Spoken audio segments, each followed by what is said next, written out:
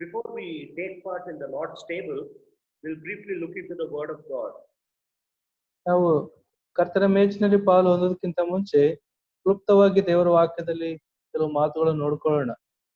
We'll turn our Bibles to Hebrews chapter 4, and from verse 14 up to 16 we'll read.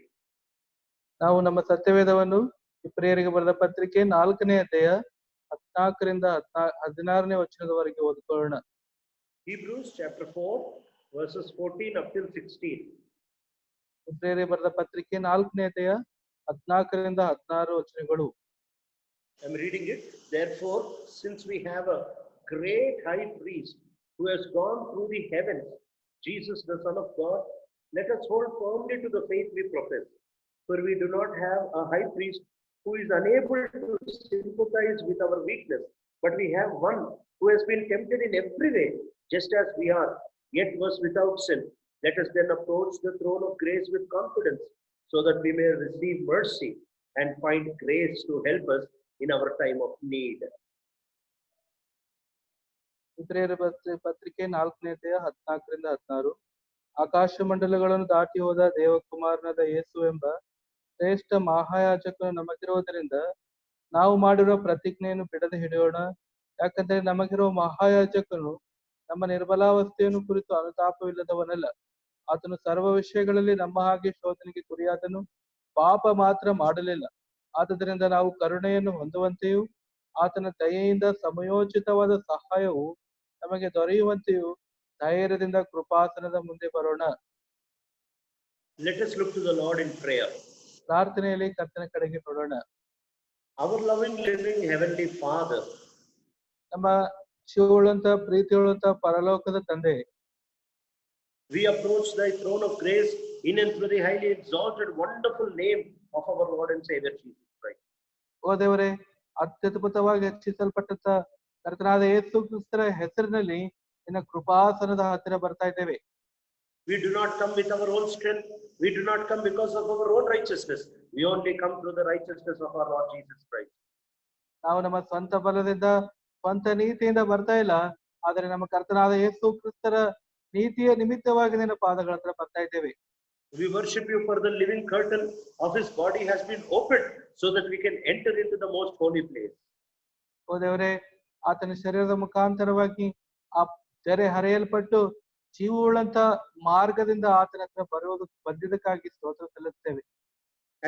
As we meditate thy word, we pray that thy blessed Holy Spirit might speak to each one of us so that our hearts can be enlightened as to what is your prayer.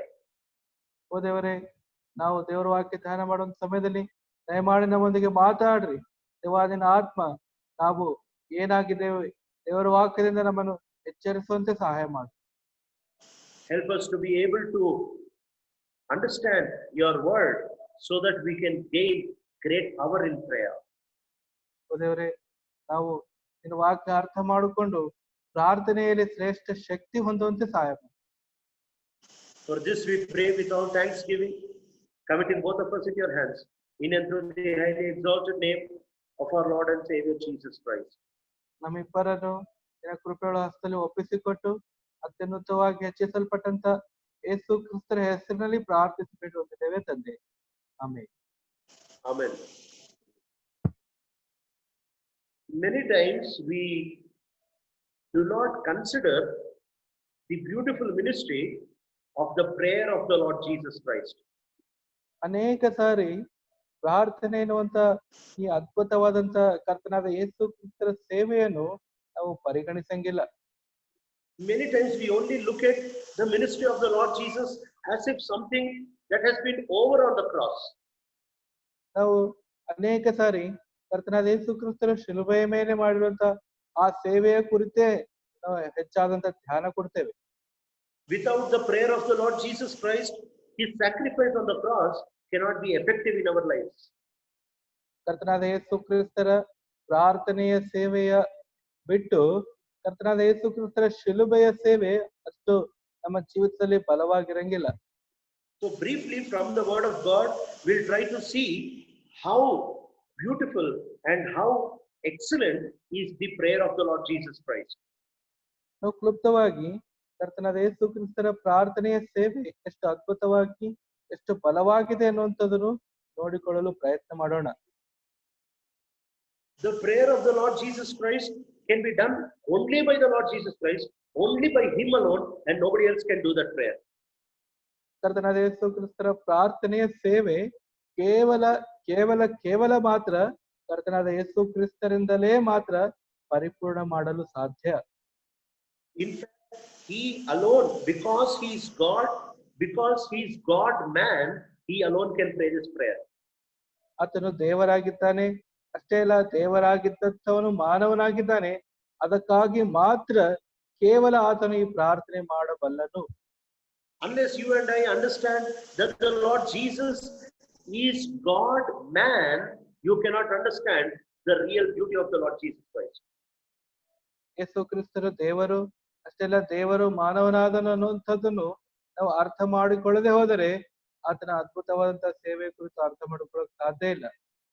Many times we look at the Lord Jesus Christ as if He is only God, but He became man, complete man, truly man, fully man for you and for me.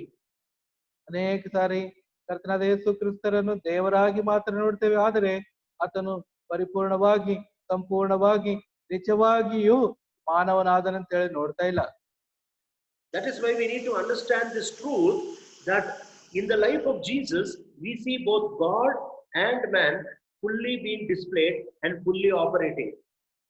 ಅದಕ್ಕಾಗಿ ಕರ್ತನಾದ ಯೇಸು ಕ್ರಿಸ್ತರು ಮಾನವನು ದೇವರು, ಮಾನವ ದೇವರು ಎರಡು ಸ್ವಭಾವಗಳು ಸಂಪೂರ್ಣವಾಗಿ ಆತನಲ್ಲಿ ಇದ್ದು ಸಂಪೂರ್ಣವಾಗಿ ಆತನಲ್ಲಿ ಕಾರ್ಯಗತವಾಗಿ ಕಾರಣ ಬಂದವು.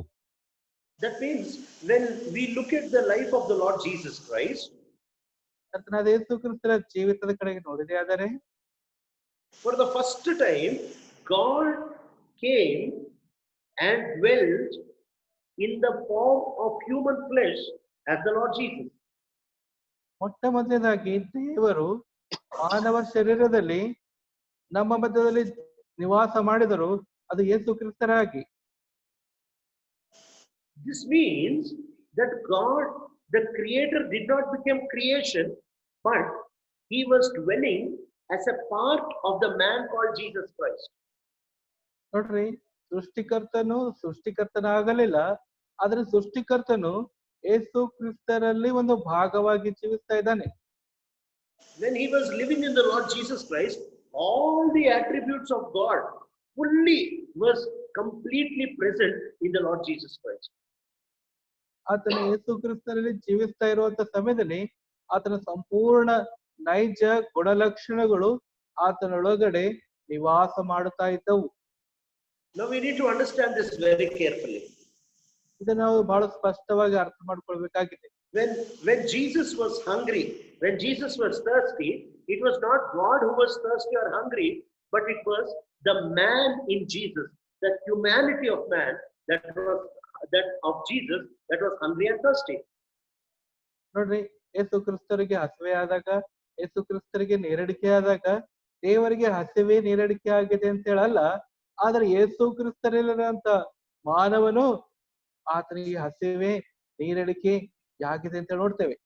Because God can never become hungry, God can never become thirsty, God cannot have any needs that are not fulfilled.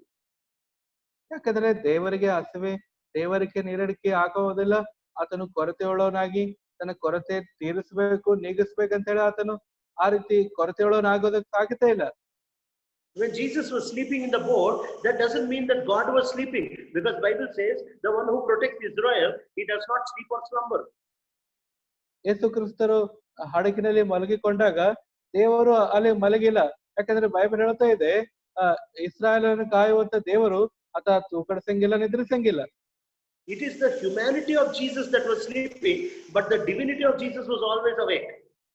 ಯೇಸು ಕ್ರಿಸ್ತರ ಮಾನವತ್ವವು ಅಲ್ಲಿ ನಿದ್ರೆ ಮಾಡ್ತಾ ಇತ್ತು, ಆದ್ರೆ ಯೇಸು ಕ್ರಿಸ್ತರ ದೈವತ್ವವು ಅಲ್ಲಿ ಯಾವಾಗಲೂ ಎಚ್ಚರಿಕೆಯಾಗೇ ಇದೆ. When the Lord Jesus said, even the Son of Man does not know when that coming of the Lord will be.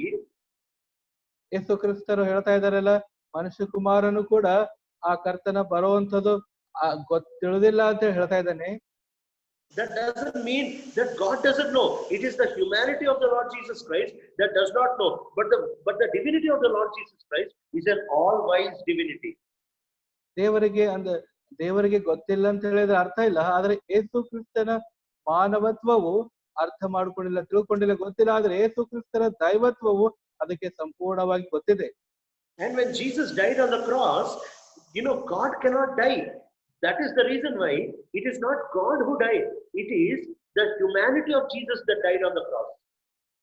ಕರ್ತನಾದ ಯೇಸು ಕ್ರಿಸ್ತನ ಶಿಲುಬೆ ಮೇಲೆ ಸತ್ತಾಗ ದೇವರು ಮರಣ ಹೊಂದಲಿಲ್ಲ. ಆದರೆ ಯೇಸು ಕ್ರಿಸ್ತರಲ್ಲಿರುವಂತ ಮಾನವ ಸ್ವಭಾವವು, ಮಾನವತ್ವವು ಆ ಶಿಲುಬೆ ಮೇಲೆ ಮರಣ ಹೊಂದ್ತಾ ಇದೆ. Because if God would have died on the cross, then the whole world would have died with him. ದೇವರು ಒಂದೇಳೆ ಆ ಶಿಲುಬೆ ಮೇಲೆ ಸತ್ತಿದೆ ಆದರೆ ಆತನೊಂದಿಗೆ ಇಡೀ ಪ್ರಪಂಚವೆಲ್ಲ ಸತ್ತು ಹೋಗ್ತಾ ಇತ್ತು. Because he is the sustenance of the whole life of the universe. God did not die on the cross.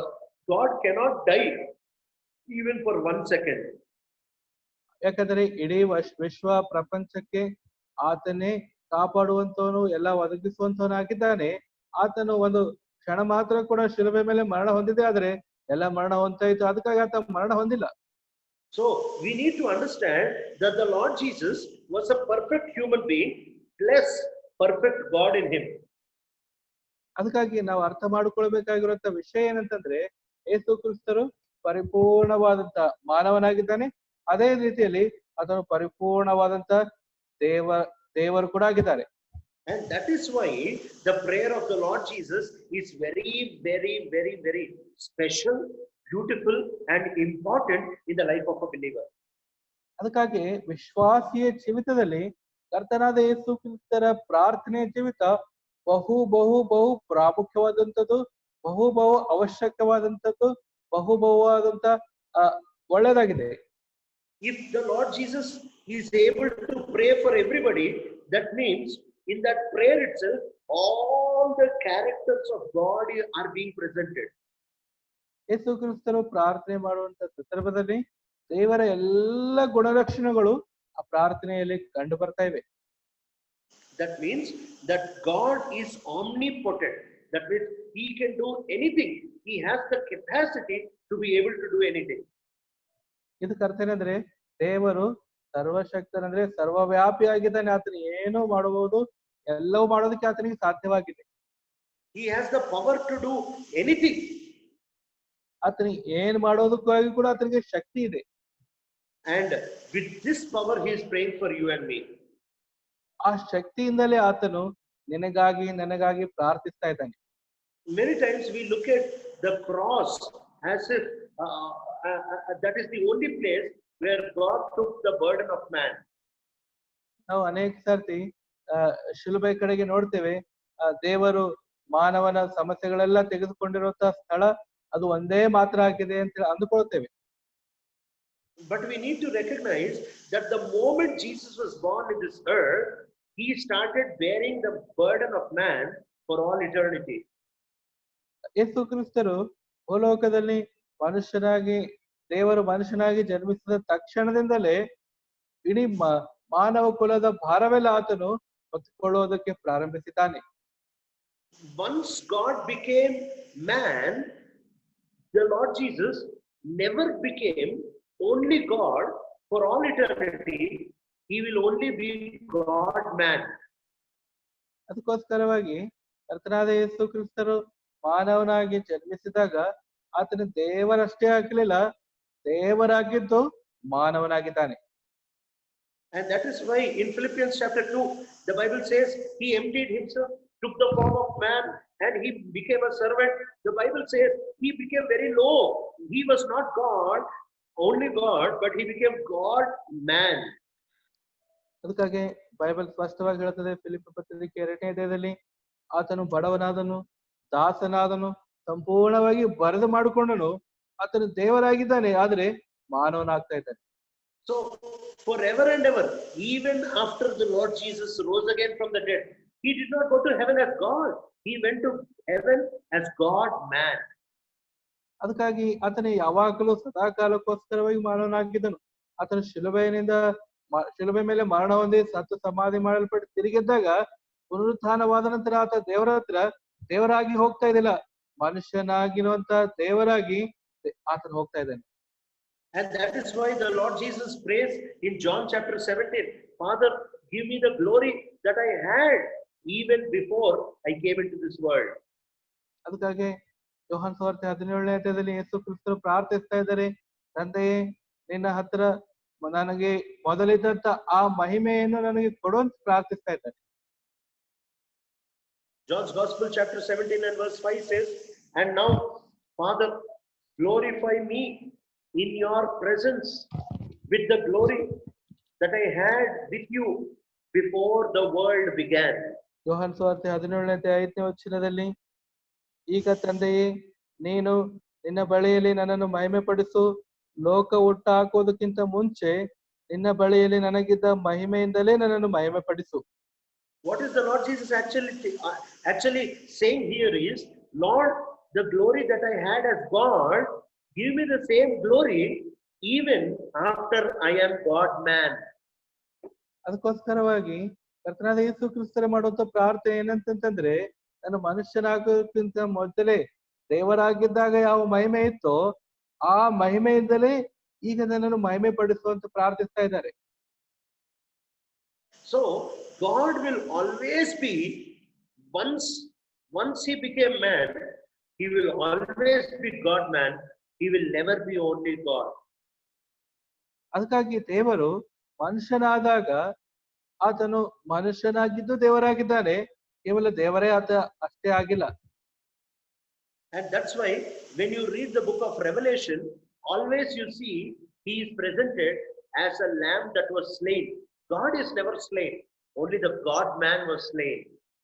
ಅದಕ್ಕಾಗಿ ಪ್ರಕಟಣೆ ಗ್ರಂಥದಲ್ಲಿ ನಾವು ಯೇಸು ಕ್ರಿಸ್ತರು ತನ್ನನ್ನು ತಾನು ಯಾವ ರೀತಿಯಾಗಿ ತೋರಿಸ್ಕೊಳ್ತಾ ಇದ್ದಾರೆ, ಪ್ರಕಟಿಸ್ಕೊಳ್ತಾ ಇದ್ದಾರೆ ಅಂದ್ರೆ ಯಜ್ಞಕ್ಕೆ ವಧಿಸಲ್ಪಟ್ಟಂತ ಕುರಿಯಾಗಿ ತೋರಿಸ್ಕೊಳ್ತಾ ಇದ್ದಾರೆ. ದೇವರು ಯಜ್ಞದಲ್ಲಿ ವಧಿಸಲ್ಪಡೋದಕ್ಕೆ ಸಾಧ್ಯನೇ ಇಲ್ಲ. Now this gives us the first beauty of the prayer of the Lord Jesus. ಅದಕ್ಕೋಸ್ಕರವಾಗಿ ಯೇಸು ಕ್ರಿಸ್ತರ ಪ್ರಾರ್ಥನೆಗೆ ಇದು ಮೊದಲನೆಯ ಸೌಂದರ್ಯ ಕೊಡುವಂತದ್ದಾಗಿದೆ. He prays as somebody, not as only God, but as a man who understands everything that you are going through and I am going through. ಅದಕ್ಕಾಗಿ ಆತನು ಈ ರೀತಿಯಾಗಿ ಪ್ರಾರ್ಥಿಸ್ತಾ ಇದ್ದಾನೆ. ಯಾವ ರೀತಿಯಾಗಿ ಅಂದ್ರೆ ದೇವರಾಗಿ ಅಷ್ಟೇ ಅಲ್ಲ, ಮನುಷ್ಯನಾಗಿದ್ದು ದೇವರಂತ ರೀತಿಯಲ್ಲಿ ಪ್ರಾರ್ಥಿಸ್ತಾ ಇದ್ದಾನೆ. ಯಾವ ರೀತಿ ಅಂದ್ರೆ ನಾನು ಹೋಗ್ತಿರುವಂತ ಪ್ರತಿ ಪರಿಸ್ಥಿತಿಯನ್ನು ಅರಿತವನಾಗಿದ್ದು ಪ್ರಾರ್ಥಿಸ್ತಾ ಇದ್ದಾನೆ. And that is why we have to have confidence that in heaven somebody is praying who understands you, who understands everything that you are going through like nobody else can understand. ಅದಕ್ಕಾಗಿ ಇದರಿಂದ ಅರ್ಥ ಆಗುವಂತ ವಿಷಯ ಏನಂತಂದ್ರೆ, ಪರಲೋಕದಲ್ಲಿ ನಿನ್ಗೋಸ್ಕರವಾಗಿ ಒಬ್ಬರಿದ್ದಾರೆ. ನಿನ್ನನ್ನು ಯಾರು ಅರ್ಥ ಮಾಡಿಕೊಂಡರೂ ಪರವಾಗಿಲ್ಲ, ಅರ್ಥ ಮಾಡಿಕೊಳ್ಳದೇ ಇದ್ದರೂ ಪರವಾಗಿಲ್ಲ, ಆದ್ರೆ ನಿನ್ನನ್ನು ಅರ್ಥ ಮಾಡಿಕೊಳ್ಳುವಂತ ಒಬ್ಬನ ಇದ್ದಾನೆ, ಆತ ನಿನಗಾಗಿ ಪ್ರಾರ್ಥಿಸ್ತಾ ಇದ್ದಾನೆ. Hebrews chapter 4 and verse 15 says, we do not have a high priest who is unable to sympathize with our weaknesses, but we have one who has been tempted in every way, just as we are, yet was without sin. ಇಬ್ರಿಯ ಪತ್ರಿಕೆ 4ನೇ ಅಧ್ಯಾಯ 15ನೇ ವಚನದಲ್ಲಿ, ಯಾಕಂದರೆ ನಮಗಿರುವ ಮಹಾಯಾಜಕನು ನಮ್ಮ ನಿರ್ಬಲಾವಸ್ಥೆಯನ್ನು ಕುರಿತು ಅನುತಾಪವಿಲ್ಲದವನಲ್ಲ, ಆತನು ಸರ್ವ ವಿಷಯಗಳಲ್ಲಿ ನಮ್ಮ ಹಾಗೆ ಶೋಧನೆಗೆ ಗುರಿಯಾದನು, ಪಾಪ ಮಾತ್ರ ಮಾಡಲಿಲ್ಲ.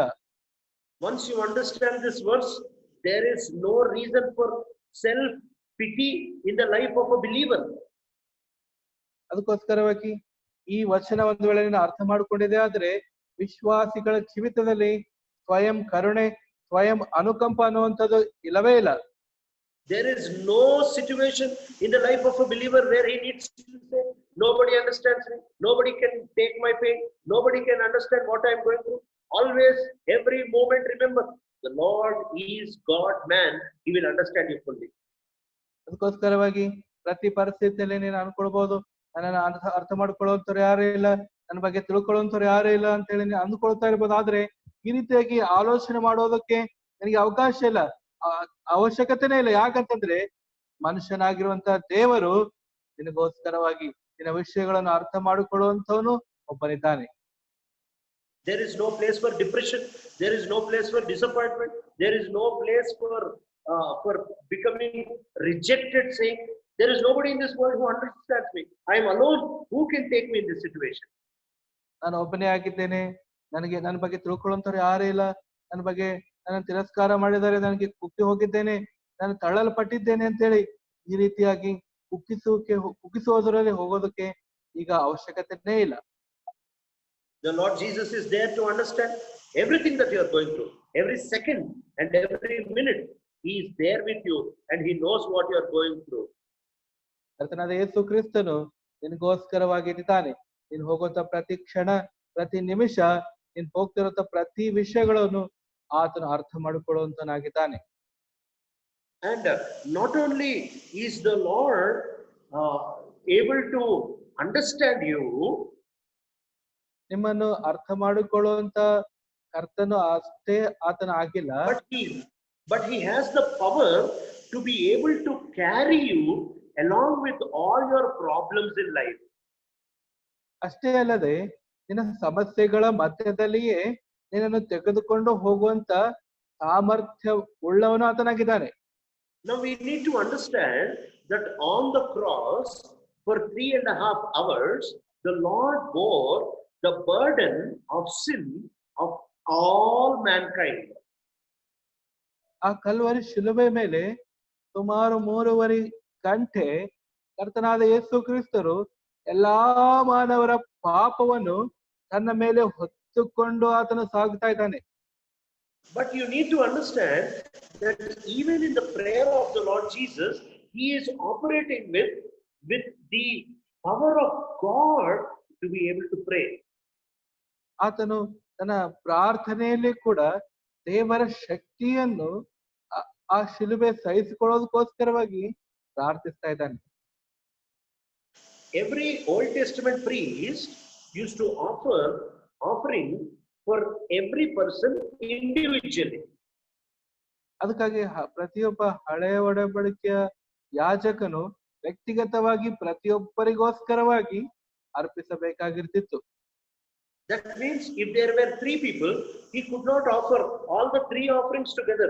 He has to finish the first person's offering, then he has to offer the second person's offering, then he has to offer the third person's offering.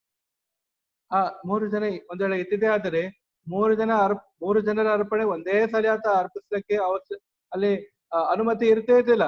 ಮೊದಲು ಒಬ್ಬ ವ್ಯಕ್ತಿ ಅರ್ಪಣೆ, ಮತ್ತೊಬ್ಬನ ವ್ಯಕ್ತಿ ಅರ್ಪಣೆ, ಈ ರೀತಿಯಾಗಿ ಒಬ್ಬರ ನಂತರ ಒಬ್ಬರ ಅರ್ಪಣೆ ಆತನ ಅರ್ಪಿಸಬೇಕಾಗ್ತಾ ಇತ್ತು. Just imagine if the whole world, all the Christians are praying, God says, I'm processing one person's prayer, you wait. Then he says, second person's prayer, you wait. Maybe by the time he comes to you to answer your prayer, you will already be dead. ನೋಡ್ರಿ, ಒಂದ್ ವೇಳೆ ಈ ರೀತಿ ಆಲೋಚನೆ ಮಾಡ್ರಿ. ಎಲ್ಲರ ಪ್ರಾರ್ಥನೆ, ಭೂಲೋಕದಲ್ಲಿರುವಂತ ಎಲ್ಲಾ ಕ್ರೈಸ್ತರ ಪ್ರಾರ್ಥನೆ ದೇವರು ಉತ್ತರ ಕೊಡೋ ಸಮಯದಲ್ಲಿ ನಿನ್ ಪ್ರಾರ್ಥನೆ ಆಮೇಲೆ ಕೇಳ್ತೀನಿ, ಮತ್ತೊಬ್ರು ಪ್ರಾರ್ಥನೆ ಕೇಳ್ತಾ ಇದೀನಿ ಅಂತ ಈ ರೀತಿ ಕ್ರೈಸ್ತರ ಪ್ರಾರ್ಥನೆ ಕೇಳ್ತಾ ಬರ್ತಾ ಇದ್ದಿದೆ ಆದ್ರೆ ಒಂದ್ ವೇಳೆ ನಿನ್ನ ಸರದಿ ಬಂದಾಗ ನೀನು ಸತ್ತು ಹೋಗ್ತಾ ಇರ್ತಿ. So we need to understand like how he bore the whole sin of mankind simultaneously on the cross. He carries the burdens of all the believers simultaneously in his prayer. ಆ ರೀತಿಯಾಗಿ ಆ ಒಂದೇ ಸಾರಿ ಈ ಪ್ರಪಂಚದ ಎಲ್ಲಾ ಜನರ ಪಾಪದ ಭಾರವನ್ನು ಯಾವ ರೀತಿ ಕಲ್ವರಿ ಶಿಲುಬೆ ಮೇಲೆ ಆತನು ಹೊತ್ತುಕೊಂಡಿದ್ದಾನೋ ಅದೇ ರೀತಿಯಾಗಿ ಆತನು ಪ್ರಾರ್ಥನೆಯಲ್ಲಿ ಎಲ್ಲರ ಭಾರವನ್ನು ಒಂದೇ ಸಾರಿ ಆತ ಹೊತ್ಕೊಂಡು ಹೋಗಿದ್ದಾನೆ. So we need to understand, just imagine if he's praying for a poor person, he's taking the pain of the poor person. He's praying for a failure, he's taking the pain of that failure. ಒಬ್ಬ ಬಡ ವ್ಯಕ್ತಿಯ ಕುರಿತು ಪ್ರಾರ್ಥಿಸ್ತಾ ಇದ್ದಿದೆ ಆದರೆ ಆತನ ಬಡ ವ್ಯಕ್ತಿಯ ಪರಿಸ್ಥಿತಿಯನ್ನು ವೇದನೆ ಭಾರ ತೆಗೆದುಕೊಂಡು ಒಬ್ಬ ನೋವಿನಿಂದ ಹೋಗ್ತಾ ಇರುವಂತ ವ್ಯಕ್ತಿಯ ಪ್ರಾರ್ಥನೆ ಮಾಡ್ತಾ ಇದ್ದಿದ್ರೆ ಆದ್ರೆ ಆತನ ನೋವನ್ನು ತೆಗೆದುಕೊಂಡು ಪ್ರಾರ್ಥಿಸ್ತಾ ಇರುವಾಗ, if he's praying for a sick person, he's taking the burden of that sick person. If he's praying for a person who's alone, he's taking the burden of that loneliness upon himself. ಈ ರೀತಿ ಒಬ್ಬ ಅನಾರೋಗ್ಯದಲ್ಲಿರುವಂತ ವ್ಯಕ್ತಿಯ ಪ್ರಾರ್ಥನೆ ಆತನು ಹೊತ್ಕೊಳ್ತಾ ಇದ್ರೆ, ಒಬ್ಬ ಒಬ್ಬಂಟಿಗನಾಗಿರುವಂತ ವ್ಯಕ್ತಿಯ ಪ್ರಾರ್ಥನೆ ಭಾರ ಆತ ಹೊತ್ತುಕೊಂಡು ಒಂದ್ ವೇಳೆ ಹೋಗ್ತಾ ಇದ್ದಿದೆ ಆದರೆ, that means every second the Lord is going through every single emotion, hardship, depression, loneliness. He knows all that pain in every second of his prayer. ಇದರ ಅರ್ಥ ಏನಂತಂದ್ರೆ ಕರ್ತನಾದ ಯೇಸು ಕ್ರಿಸ್ತರು ತನ್ನ ಪ್ರಾರ್ಥನೆಯಲ್ಲಿ ಪ್ರತಿ ಕ್ಷಣದಲ್ಲಿಯೂ ಪ್ರತಿಯೊಂದು ಭಾವನೆ, ಪ್ರತಿಯೊಂದು ಅನಿಸಿಕೆ, ಪ್ರತಿ ದುಃಖ ವೇದನೆಯಿಂದ ಆತನು ಹೊತ್ತುಕೊಂಡು ಹೋಗ್ತಾನೇ ಇದ್ದಾನೆ.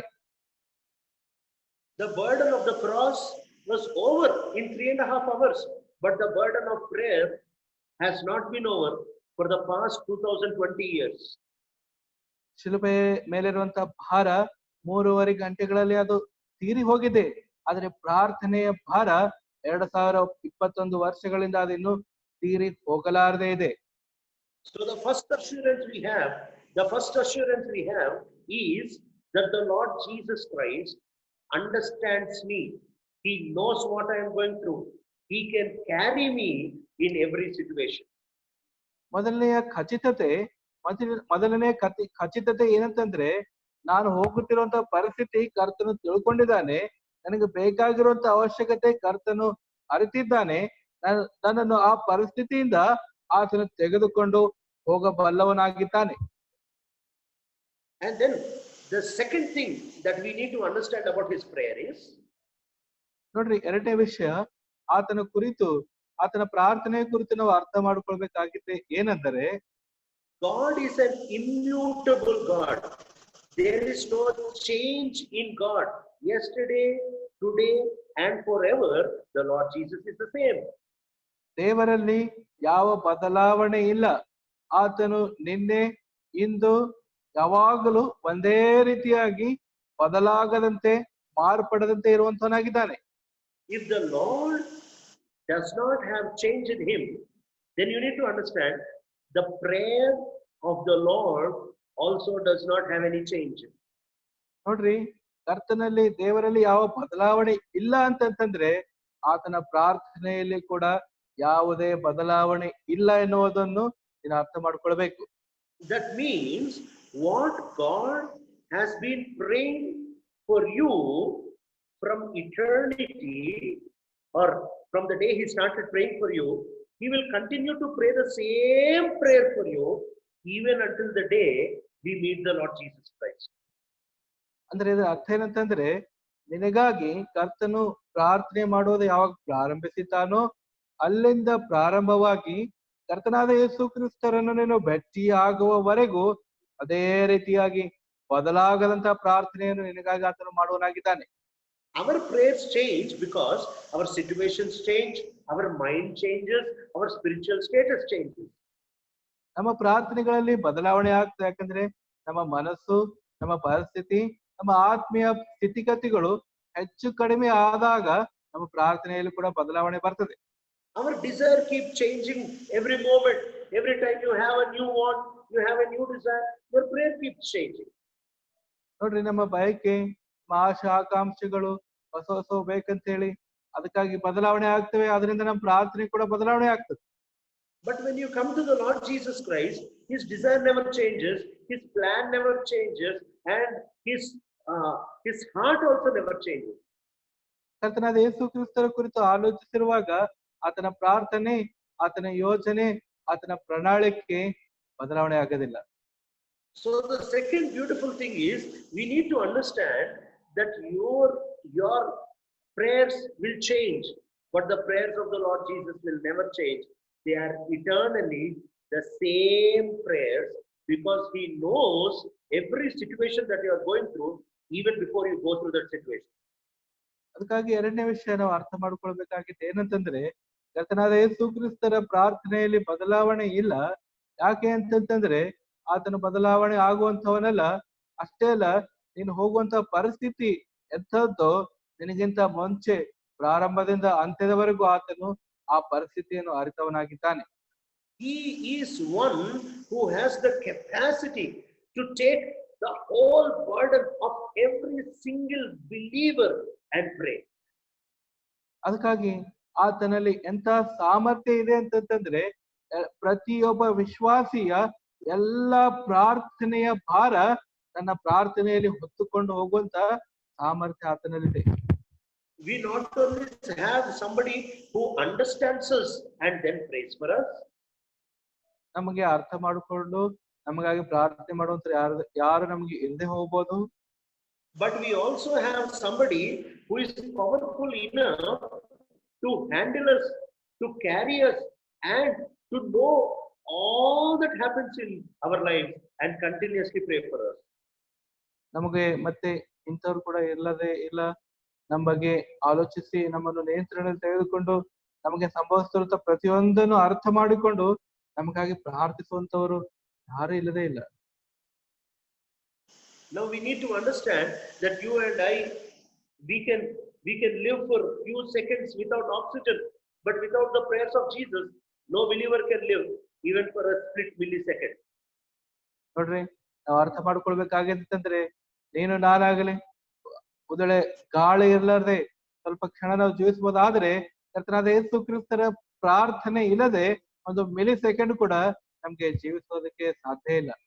If you are the way you are today, if you are the way without committing suicide, without dying, without leaving the Lord, it is because the Lord has been praying for you. ನೀನ್ ಇರ್ತಿದ್ದಿ, ನೀನು ಯಾಕೆ ಜೀವಿಸ್ತಾ ಇದೆ ಅಂತಂದ್ರೆ ಕರ್ತ ನಿನಗಾಗಿ ಪ್ರಾರ್ಥಿಸ್ತಾ ಇದ್ದಾನೆ. ಆತನ ಪ್ರಾರ್ಥನೆ ನಿಮಿತ್ತವಾಗಿ ನೀನ್ ಇದ್ದಿದ್ದಿ, ನೀನ್ ಜೀವಿಸ್ತಾ ಇದ್ದೀನಿ, ನೀನ್ ಮಾಡ್ತಾ ಇದ್ದಿ. He can sustain everything. He uses his creative power in order to carry you with his prayers, not only with his cross. ಆತನು ಇದ್ದಾನೆ, ಆತನ ತನ್ನ ಆಲೋಚನೆಯಿಂದ ತನ್ನ ಸಂಕಲ್ಪಗಳನ್ನು ಆತಕ್ಕಾಗಿ ಯಾವ ರೀತಿ ನೆರವೇರ್ತಾ ಇದ್ದಾನೆ ಅಂತಂದ್ರೆ ಶಿಲುಬೆಯಿಂದ ಅಲ್ಲ, ಆತನ ಪ್ರಾರ್ಥನೆ ಮುಖಾಂತರವಾಗಿ ನಿನ್ನಲ್ಲಿ ತನ್ನ ಪ್ರಣಾಳಿಕೆ ನೆರವೇರಿಸ್ತಾ ಇದ್ದಾನೆ. So we have a God who understands us, and secondly, we have a God who can carry us in every situation. ನಾವು ನಮ್ಮನ್ನು ಅರ್ಥ ಮಾಡಿಕೊಳ್ಳುವಂತ ದೇವರನ್ನು ಹೊಂದಿದ್ದೇವೆ, ಅಷ್ಟೇ ಅಲ್ಲ ನಮ್ಮನ್ನು ಪ್ರತಿ ಪರಿಸ್ಥಿತಿಯಲ್ಲಿ ತೆಗೆದುಕೊಂಡು ಹೋಗುವಂತ ದೇವರನ್ನು ಕೂಡ ನಾವು ಹೊಂದಿದ್ದೇವೆ. Isaiah chapter 43, the Bible is very clear. It says in verse 2 that when you pass through the waters, I will be with you. When you pass through the rivers, they will not sweep over you. When you walk through the fire, you will not be burned. The flames will not set you ablaze. Isaiah chapter 43 and verse 2. ಯೆಶಾಯ 43 ವಚನ, ನೀನು ಜಲರಾಶಿಯನ್ನು ಹಾದು ಹೋಗುವಾಗ ನಾನು ನಿನ್ನ ಸಂಕಟ ಇರುವೆನು, ನದಿಗಳನ್ನು ದಾಟುವಾಗ ಅವು ನಿನ್ನನ್ನು ಮುಳುಗಿಸವು, ಉರಿಯಲ್ಲಿ ನಡೆಯುವಾಗ ನೀನು ಕಂದದಿರುವಿ, ಜ್ವಾಲೆಯು ನಿನ್ನನ್ನು ದಹಿಸದು. And then the third beautiful thing about the prayer of the Lord Jesus is, ಮತ್ತೆ ಮೂರನೇದಾಗಿ ಕರ್ತನಾದ ಯೇಸು ಕ್ರಿಸ್ತರ ಪ್ರಾರ್ಥನೆಯ ಅದ್ಭುತ ವಿಷಯ ಏನಂತಂದ್ರೆ, there is not one single prayer, there is not one single prayer of the Lord Jesus that has ever failed in the past, nor has failed in the present, nor will fail in the future. ಕರ್ತನಾದ ಯೇಸು ಕ್ರಿಸ್ತರು ಮಾಡಿರುವಂತಹ ಪ್ರಾರ್ಥನೆಗಳಲ್ಲಿ ಒಂದಾದರೂ ಬಿದ್ದು ಹೋಗಿಲ್ಲ, ಬಿದ್ದು ಹೋಗೋದಕ್ಕೆ ಸಾಧ್ಯ ಕೂಡ ಇಲ್ಲ. So what a great assurance when we are moved by situations. We can say, situation can move me, but the prayer of the Lord Jesus can never fail. ಅದಕ್ಕಾಗಿ ಎಂತ ಅದ್ಭುತವಾದಂತಹ ಖಚಿತತೆ ನಮಗಿದೆ. ಪರಿಸ್ಥಿತಿಗಳು ದಾಟಿ ಹೋಗ್ಬೋದು, ಪರಿಸ್ಥಿತಿಗಳು ಬದಲಾಗಬಹುದು, ಆದ್ರೆ ಕರ್ತನಾದ ಯೇಸು ಕ್ರಿಸ್ತರ ಪ್ರಾರ್ಥನೆ ನನ್ನನ್ನು ಕದಲಿಸದೆ ಬದಲಾಯಿಸದೆ ಇರುವಂತದ್ದಾಗಿದೆ. We all pray after a situation comes, but the Lord Jesus in his all wisdom knows what situation will come, and he prays even before the situation comes. ಅದಕ್ಕಾಗಿ ನಾವು ಪರಿಸ್ಥಿತಿ ಸಂಭವಿಸಿದಾಗ ಪ್ರಾರ್ಥಿಸ್ತೇವೆ, ಆದ್ರೆ ಕರ್ತನಾದ ಯೇಸು ಕ್ರಿಸ್ತರು ತನ್ನ ಆ ಪರಲೋಕದ ಆ ಸರ್ವಜ್ಞಾನದಲ್ಲಿ, ಆತನ ಅಪರಿಮಿತವಾದ ಜ್ಞಾನದಲ್ಲಿ ಪರಿಸ್ಥಿತಿ ಬರೋದಕ್ಕಿಂತ ಮುಂಚೆಯೇ ಆ ಪರಿಸ್ಥಿತಿಗೋಸ್ಕರವಾಗಿ ನಮ್ಮನ್ನು ಹೊರಗಡೆ ತರೋದಕ್ಕಾಗಿ ಪ್ರಾರ್ಥಿಸ್ತಾರೆ. Luke's Gospel chapter 22 verses 31 and 32, it says, Luke's Gospel chapter 22 verses 31 and 32, it says, Simon, Simon, Satan has asked to sift you as wheat, but I have prayed for you, Simon, that your faith may not fail, and when you have turned back, strengthen your brothers.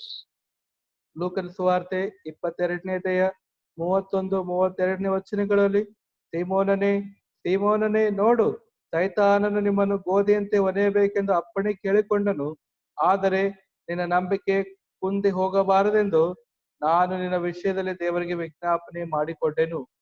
So the Lord Jesus is not telling Simon, after you went into suffering, then I saw that, and then suddenly I recognized and I started praying for you.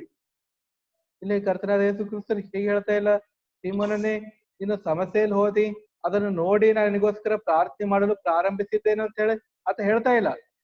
He says, even before you know what is going to happen to you, I know what is going to happen to you, and I have been praying for you even before a situation came into your life. ಕರ್ತನು ಹೇಳ್ತಾ ಇದ್ದೇನೆ, ನೀನು ಯಾವ ಪರಿಸ್ಥಿತಿಯಲ್ಲಿ ಹೋಗ್ತೀಯೋ ಅದು ನಿನಗೆ ಗೊತ್ತಿಲ್ಲ. ಆ ಪರಿಸ್ಥಿತಿ ನಾನು ಅರ್ಥ ಮಾಡಿಕೊಂಡು ತಿಳ್ಕೊಂಡು ಆ ಪರಿಸ್ಥಿತಿಗೋಸ್ಕರವಾಗಿ ನಿನಗಾಗಿ ನಾನು ಪ್ರಾರ್ಥಿಸ್ತಾ ಇದ್ದೇನೆ ಅಂತ ಹೇಳಿ ಕರ್ತನು ಹೇಳ್ತಾ ಇದ್ದಾನೆ. And then he says, I have prayed for you in case my prayer is successful and you come out, then you strengthen your brothers. This is not what the Lord Jesus says. ಇಲ್ಲಿ ಕರ್ತನು ಹೇಳ್ತಾ ಇದ್ದಾರೆ, ಆ ಸಮಸ್ಯೆಯಿಂದ ನಿನಗೆ ನಾನು ನೀನು ಹೊರಗೆ ಬರ್ಬೋದು ಹೇಗೋ, ಆದ್ರೆ ನಾನು ಪ್ರಾರ್ಥಿಸ್ತಾ ಇದ್ದೇನೆ, ನೀನು ಹೊರಗಡೆ ಬಂದ ಮೇಲೆ ನೀನು ಸಹೋದರನು ಸ್ಥಿರಪಡಿಸು ಅಂತ ಹೇಳ್ತಾ ಇದ್ದಾನೆ. So the Lord Jesus is very clear. He says, I have prayed for you. That means you will come out of this successfully. After you come out, he doesn't say if you come out, he says after you come.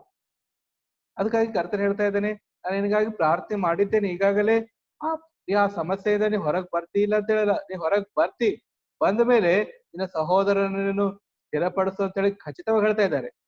What a great assurance that not one prayer of Jesus for anybody in this world will ever fail. ಅದಕ್ಕಾಗಿ ಎಂತ ದೊಡ್ಡ ಖಚಿತತೆ, ಕರ್ತನಾದ ಯೇಸು ಕ್ರಿಸ್ತರು ಭೂಲೋಕದಲ್ಲಿ ಯಾರ್ಯಾರಿಗೋಸ್ಕರವಾಗಿ ಪ್ರಾರ್ಥನೆ ಮಾಡಿದರು, ಒಂದು ಕೂಡ ಅದು ವಿಫಲವಾಗಿಲ್ಲ, ಬಿದ್ದು ಹೋಗಿಲ್ಲ. Now you may say the prayer of the Lord Jesus in the Garden of Gethsemane failed. ನೀವು ಹೇಳ್ಬೋದು, ಕರ್ತನಾದ ಯೇಸು ಕ್ರಿಸ್ತರು ಗೆತ್ಸೆಮನೆ ತೋಟದಲ್ಲಿ ಮಾಡಿರುವಂತ ಪ್ರಾರ್ಥನೆ ವಿಫಲ ಆಗಿದೆ. The prayer of the Lord Jesus, that is the ultimate real desire of the Lord Jesus, it never failed. ಆದ್ರೆ ಕರ್ತನಾದ ಯೇಸು ಕ್ರಿಸ್ತರ ಅತ್ಯುನ್ನತವಾದಂತ ಆಶೆ, ಆ ಬಯಕೆ ಅನ್ನುವಂಥದ್ದು ವಿಫಲ ಆಗಿಲ್ಲ. So with what desire the Lord Jesus Christ prays, that can never fail. ಅದಕ್ಕಾಗಿ ಕರ್ತನಾದ ಯೇಸು ಕ್ರಿಸ್ತರು ಯಾವ ಬಯಕೆ ಯಾವ ಉದ್ದೇಶದಿಂದ ಪ್ರಾರ್ಥಿಸ್ತಾರೋ ಅದು ಎಂದಿಗೂ ಬಿದ್ದು ಹೋಗೋದಿಲ್ಲ.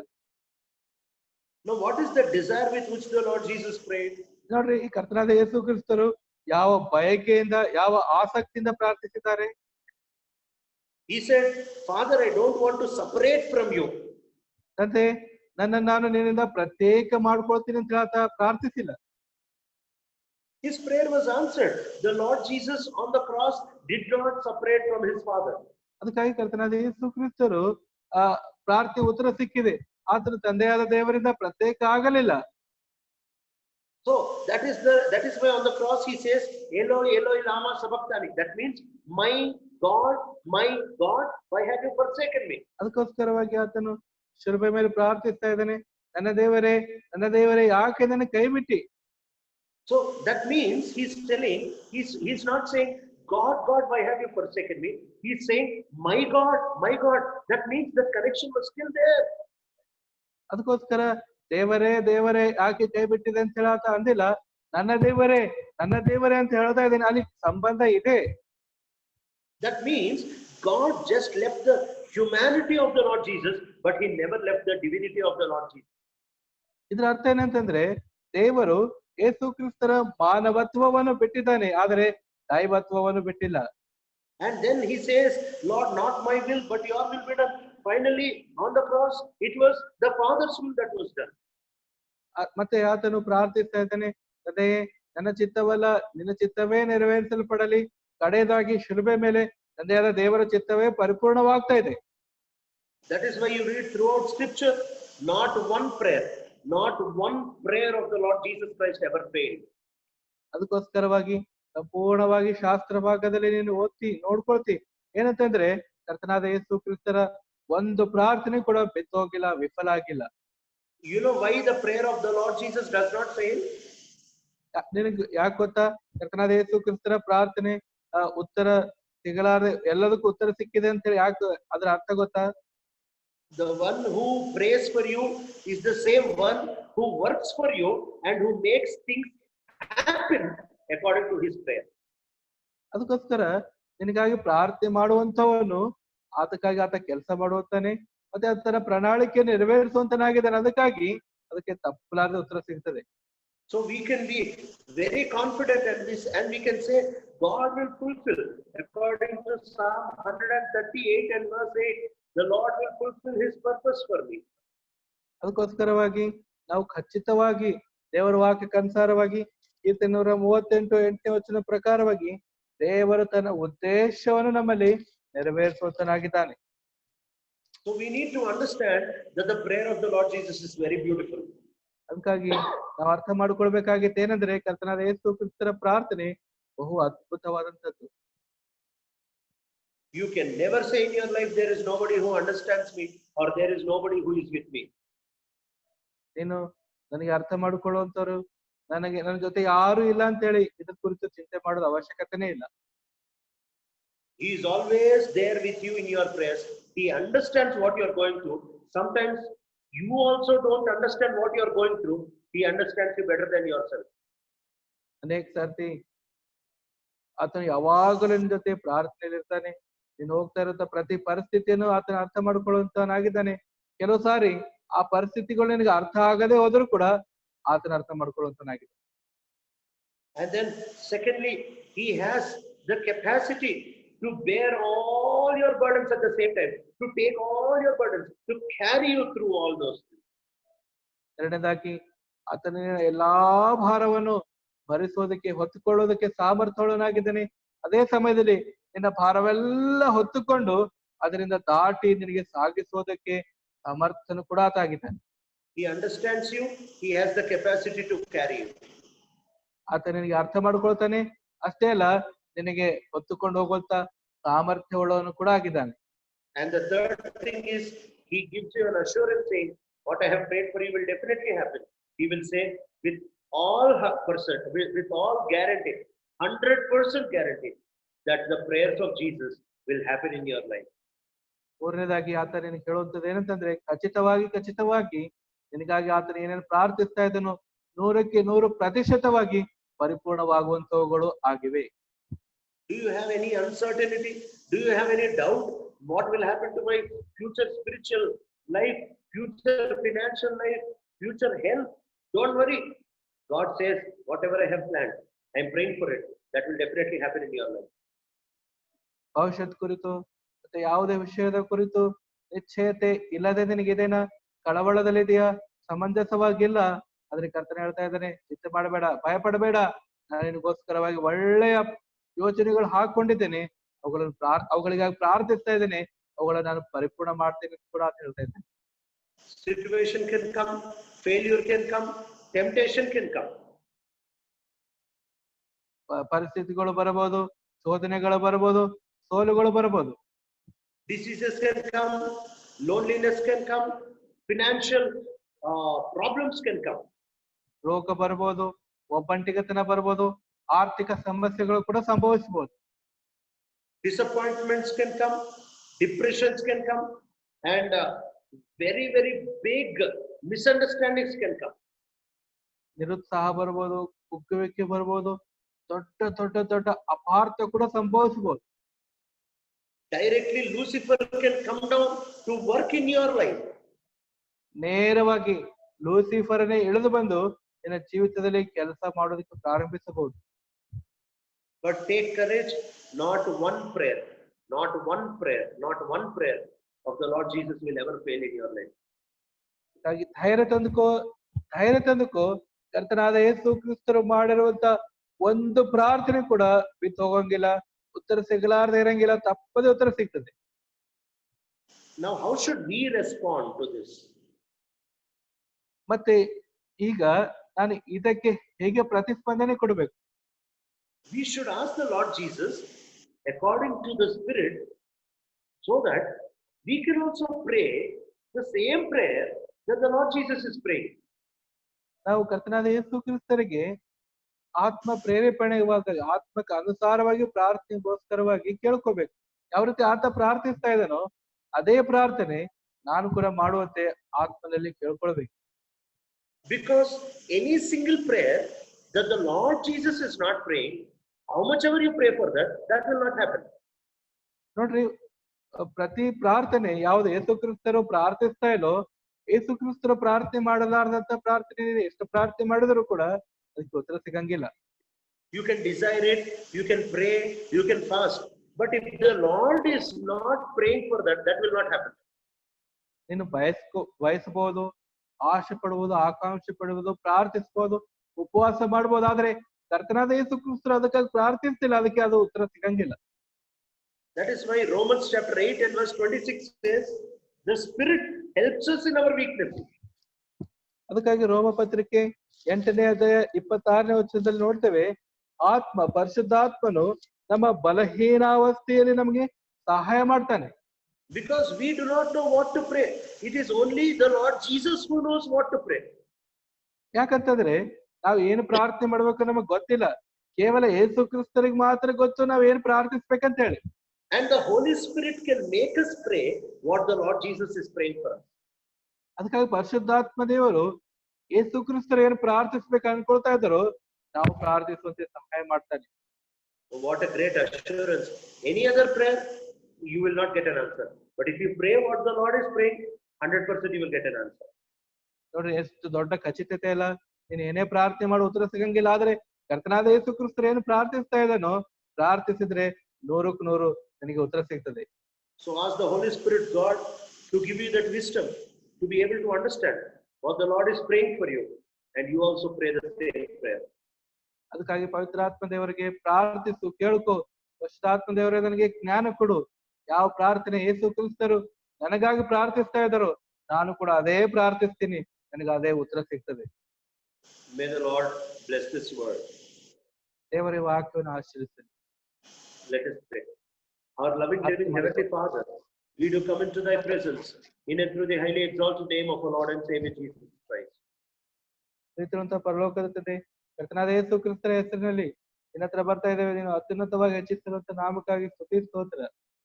Help us to understand that you understand us every moment. You are there with us every second of our life. ಓ ದೇವರೇ, ನಮ್ಮ ಜೀವಿತದ ಪ್ರತಿ ಕ್ಷಣದಲ್ಲಿ, ಪ್ರತಿ ಸಂದರ್ಭದಲ್ಲಿ ನೀನು ನಮ್ಮ ಜೊತೆ ಇದ್ದಿ ಅನ್ನುವಂಥದ್ದನ್ನು ನಾವು ಅರ್ಥ ಮಾಡಿಕೊಳ್ಳುವಂತೆ ಸಹಾಯ ಮಾಡು. Thank you for you have the capacity to carry us in every situation. ಓ ದೇವರೇ, ನಮ್ಮ ಪ್ರತಿ ಪರಿಸ್ಥಿತಿಯಲ್ಲಿ ನೀವು ಹೊತ್ತುಕೊಂಡು ಹೋಗುವಂತ ಸಾಮರ್ಥ್ಯ ಹೊಂದಿದ್ದಿ, ಅದಕ್ಕಾಗಿ ನಿನಗೆ ಕೃತಜ್ಞತೆಗಳು. Thank you, Lord, for our lives are not uncertain because of changing situations, but they are certain because of your prayer. ಓ ಕರ್ತನೆ, ನಿನಗೆ ವಂದನೆಗಳು.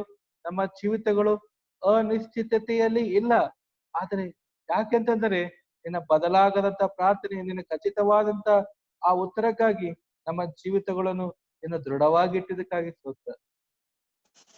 Lord, help us to also pray only what you pray and not what we desire in our natural self. ಓ ದೇವರೇ, ನೀನು ಏನು ಪ್ರಾರ್ಥಿಸ್ತಾ ಇದ್ದೋ ಅದೇ ಪ್ರಾರ್ಥನೆ ಮಾಡೋದಕ್ಕೋಸ್ಕರವಾಗಿ ನಮ್ಗೆ ಸಹಾಯ ಮಾಡು. ನಮ್ಮ ಸ್ವಾಭಾವಿಕವಾದಂತ ಆಶೆಗನುಗುಣವಾಗಿ ನಾವು ಪ್ರಾರ್ಥಿಸದಂತೆ ನಮ್ಗೆ ಸಹಾಯ ಮಾಡು. Help us to depend on the power of the Holy Spirit to know what you are praying for us. ಅಪವಿತ್ರಾತ್ಮನ, ಅಪರಿಶುದ್ಧಾತ್ಮನ ಬಲದ ಮೇಲೆ ಆಧಾರವಾಗಿದ್ದು ನೀನ್ ಏನು ಪ್ರಾರ್ಥಿಸ್ತಾ ಇದ್ದೋ ಅದು ನಾವು ಕಲಿತುಕೊಳ್ಳಲು ಸಹಾಯ ಮಾಡು. Help us to take part in the table worthily. ಮೇಜಿನಲ್ಲಿ ಯೋಗ್ಯವಾದ ರೀತಿಯಿಂದ ಪಾಲು ಹೊಂದೋದಕ್ಕೋಸ್ಕರವಾಗಿ ನಮಗೆ ಸಹಾಯ ಮಾಡು. For this we pray with thanksgiving in the highly exalted name of our Lord and Savior Jesus Christ. ಅತ್ಯುನ್ನತವಾಗಿ ಹೆಚ್ಚಿಸಲ್ಪಟ್ಟಂತ ಕರ್ತನಾದ ಯೇಸು ಕ್ರಿಸ್ತರ ಹೆಸರಿನಲ್ಲಿ ಈ ಪ್ರಾರ್ಥನೆಯನ್ನು ಬೇಡಿ ಹೊಂದಿದ್ದೇವೆ ತಂದೆ. Amen. We want you to please kindly pay attention for few announcements. ನಾವು ಈ ಕೆಲವು ಪ್ರಕಟಣೆಗಳು ನೀವು ಕೇಳಬೇಕಂತ ಹೇಳಿ ನಿಮ್ಗೆ ಎಚ್ಚರಿಸ್ತಾ ಇದ್ದೇವೆ. I personally thank every one of you for your continuous prayers towards my health. ವ್ಯಕ್ತಿಗತವಾಗಿ ನನ್ನ ಆರೋಗ್ಯದ ಕುರಿತಾಗಿ ನೀವು ಸತತವಾಗಿ ಪ್ರಾರ್ಥಿಸಿದ್ದಕ್ಕಾಗಿ ನಿಮಗೆ ವಂದನೆಗಳು ಸಲ್ಲಿಸ್ತಾ ಇದ್ದೇನೆ. And in answer to all your prayers, the Lord has been very gracious to me and has given me great health. ನಿಮ್ಮೆಲ್ಲರ ಪ್ರಾರ್ಥನೆ ನಿಮಿತ್ತವಾಗಿ ದೇವರು ನನ್ನ ಪಕ್ಷದಲ್ಲಿ ಎಷ್ಟೋ ಕೃಪಾಳುವಾಗಿದ್ದು ನನಗೆ ಒಳ್ಳೆಯ ಆರೋಗ್ಯ ಕೊಟ್ಟಿದ್ದಾನೆ. And because of certain things that happened tomorrow and for few more days until we inform you, the church compound will remain to be closed. ಈ ಅನಿಶ್ಚಿತತೆಯ ಸಂದರ್ಭದಲ್ಲಿ ಆಕಸ್ಮಿಕವಾಗಿ ಸಂಭವಿಸಿರುವಂತಹ ಈ ಘಟನೆಗಳ ನಿಮಿತ್ತವಾಗಿ ನಾಳೆ ಆಗಲಿ ಅಂದ್ರೆ ಈ ದಿನ ಆರಾಧನೆ ದಿನ ಆಗಲಿ ಮತ್ತೆ ಕೆಲವು ವಾರಗಳಿಗೆ ಚರ್ಚ್ ಕಾಂಪೌಂಡ್ ಬಂದ್ ಆಗಿರ್ತದೆ. So we want you to please cooperate and do not come to the church at any situation until we tell you that the church is again open. ಅದಕ್ಕಾಗಿ ನಿಮ್ಮಲ್ಲಿ ನಾವು ಮನವಿ ಮಾಡ್ತೇವೆ, ಇಂತಹದೇ ಪರಿಸ್ಥಿತಿಯಲ್ಲಿ ಯಾವುದೇ ಸಂದರ್ಭದಲ್ಲಿ ಚರ್ಚ್ ಆವರಣದಲ್ಲಿ ನೀವು ಬರಬಾರ್ದಂತೇಳಿ ನಿಮಗೆ ಮನವಿ ಮಾಡ್ತೇವೆ. ಮತ್ತೆ ತಿರುಗಿ ನೀವು ಯಾವಾಗ ಬರಬೇಕು ನಾವು ನಿಮಗೆ ಮುಂಚೆ ತಿಳಿಸುವಂತವರಾಗಿದ್ದೇವೆ. And it is our humble request, please stay very careful at home, especially do not gather as families for worship in your own places. Individually, as a secular family or as a cellular family, gather in your house. ಮತ್ತೆ ತಿರುಗಿ ನಿಮ್ಮಲ್ಲಿ ಮನವಿ ಮಾಡ್ತೇವೆ, ಕುಟುಂಬದಲ್ಲಿ ಮನೆಯಲ್ಲಿ ಇದ್ದು ಸುರಕ್ಷಿತವಾಗಿರ್ರಿ, ಮತ್ತೆ ಹೆಚ್ಚಾಗಿ ಗುಂಪಾಗಿ ಸೇರ್ಬೇಡ್ರಿ. ವ್ಯಕ್ತಿಗತವಾಗಿ ನಿಮ್ಮ ಪ್ರತ್ಯೇಕವಾದಂತಹ ಕುಟುಂಬ, ನಿಮ್ಮ ಕೇವಲ ಪ್ರತ್ಯೇಕವಾದಂತಹ ಕುಟುಂಬದಲ್ಲಿಯೇ ಸೇರಿ ಬಂದು ಕರ್ತನನ್ನು ಆರಾಧಿಸಿರಿ. And we will try to keep on giving you messages on time so that you can, in the comfort of your home, hear the word of God. ಮತ್ತೆ ದೇವರ ಚಿತ್ತ ಆಗಿದೆ ಆದರೆ ನಿಮಗೆ ಸಮಯಕ್ಕೆ ಅನುಗುಣವಾಗಿ ದೇವರ ವಾಕ್ಯದ ಸಂದೇಶ ತಲುಪಿಸೋದಕ್ಕೆ ಪ್ರಯತ್ನಿಸ್ತೇವೆ. ನಿಮ್ಮ ಮನೆಗಳಲ್ಲಿ ನಿಮಗೆ ಅನುಕೂಲವಾದಂತಹ ಪರಿಸ್ಥಿತಿಗಳಲ್ಲಿ ದೇವರ ವಾಕ್ಯವನ್ನು ಕೇಳಿರಿ. Continue to pray that in God's own time we might all meet again in the house of the Lord to worship the Lord. ಮತ್ತೆ ಸತತವಾಗಿ ಪ್ರಾರ್ಥನೆಯಲ್ಲಿರಿ. ದೇವರ ಚಿತ್ತಕ್ಕನುಸಾರವಾಗಿ ದೇವರ ತನ್ನ ಸಮಯದಲ್ಲಿಯೇ, ದೇವರ ಅನುಮತಿ ಕೊಟ್ಟಂತ ಸಮಯದಲ್ಲಿ ಆತನ ಮನೆಯಲ್ಲಿ ನಾವೆಲ್ಲರೂ ಸೇರಿ ಆತನನ್ನು ಆರಾಧಿಸೋಣ. Thank you and God bless you. ಧನ್ಯವಾದಗಳು. ದೇವರು ನಿಮ್ಮನ್ನು ಆಶೀರ್ವದಿಸಲಿ.